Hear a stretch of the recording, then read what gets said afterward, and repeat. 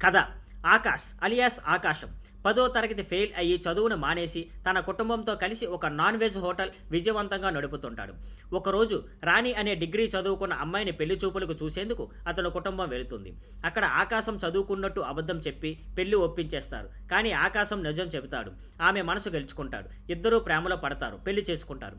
కానీ తర్వాత వాళ్ళ మధ్య అపార్థాలు పెరుగుతాయి, గొడవలు మొదలవుతాయి. చివరికి విడాకులు దాకా వెళ్తారు. అసలు వీరి మధ్య గొడవల కారణం ఏమిటి, చివరికి తిరిగి కలిశారా లేదా అనేదే మిగతా సినిమా కథ. విశ్లేషణ: విజయ్ సేతుపతి, నిత్య మేనన్ ఇద్దరు మంచి నటులు. వీళ్ళ కోసం థియేటర్కి వచ్చే ప్రేక్షకులు కూడా ఉన్నారు. ఈ కాంబినేషన్కి మంచి క్రేజ్ ఉంది. కానీ దర్శకుడు పాండ్యరాజ్ ఈ సినిమాని ఓ సాధారణ ఫ్యామిలీ డ్రామాగా తీశాడు. కొత్తగా చెప్పింది ఏమీ లేదు. సీరియల్లో వచ్చే అత్తాకోడళ్ల గొడవలు, భార్యాభర్తల అపార్థాల చుట్టూ కథ తిరుగుతుంది. సినిమా మొదట్లో కొంతమంది సీన్లు, హీరో హీరోయిన్ మధ్య ఫన్ ఎపిసోడ్లు బాగానే ఉంటాయి. కానీ కథ ముందుకెళ్ళాక మొత్తం గొడవలే, చాడీలే, పొరపాట్లే. ఇది చూసి విసుగు తెస్తుంది. ఎక్కువగా తమిళ నెగిటివిటీ ఉండటం వల్ల కొంతవరకు ప్రేక్షకులు కనెక్ట్ అవ్వలేకపోతున్నారు. నటులు: విజయ్ సేతుపతి ఎప్పటిలానే బాగా నటించాడు. ఆకాశం పాత్రలో సింపుల్గా, న్యాచురల్గా నటించాడు. నిత్య మేనన్ కూడా బాగానే నటించింది.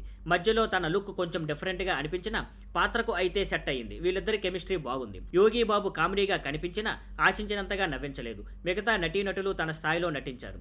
టెక్నికల్ పాయింట్లు: సంగీతం ఓకే, పాటలు అంత గుర్తుండిపోవు. కానీ నేపథ్య సంగీతం బాగుంది. కెమెరా వర్క్ సరిగానే ఉంది. ఫైనల్గా సార్ మేడం అనే సినిమా విజయ్ సేతుపతి, నిత్య మేనన్ నటన కోసం చూడొచ్చు. కానీ కథ కొత్తగా ఏమీ లేదు. చాలా routine family drama. Emotion, comedy కొన్ని చోట్ల పనిచేసినా మొత్తం సినిమా పొడవు అంతా గొడవలతో నిండిపోవటం వల్ల కొంత బోరుగా అనిపిస్తుంది. వీళ్ళ నటన కోసం ఓసారి చూడొచ్చు. కానీ అందరికీ నచ్చే సినిమా మాత్రం కాదనాలి. Thank you for watching. Please like, share and subscribe.